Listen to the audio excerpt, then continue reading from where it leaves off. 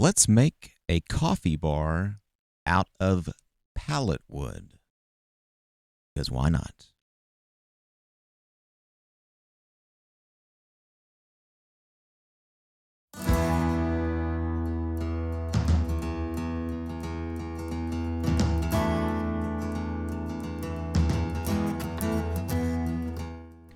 Okay, today we're going to be making a pallet wood table that you would maybe have near an entry or an open area in your kitchen for, coffee, tea, whatever. I had someone ask for something like this, and they sent me a picture using other material, and I figured I would do a design and show them out of pallet wood to see if this would be something they're interested in given the price of materials lately. So that is what you are going to be seeing here on this video, how I did this in Fusion 360. So essentially what I'm doing is just designing, as I always do, the sketch first to get a good idea of how I'm going to lay this out. Now, I did not use parametric modeling because I am using one single pallet and the dimensions that come from that pallet. I would almost think on this job, I wouldn't even dismantle the pallet. I would almost just use it, if I can find a good one, as is and just put a nice top on it. Now, if they didn't want to go cheap and cheaper and do a painted top, I would do something nice, maybe out of walnut or something, and see if they would like that, or maybe like a river table kind of setup with epoxy. But anyway, so this is how I am going to design it.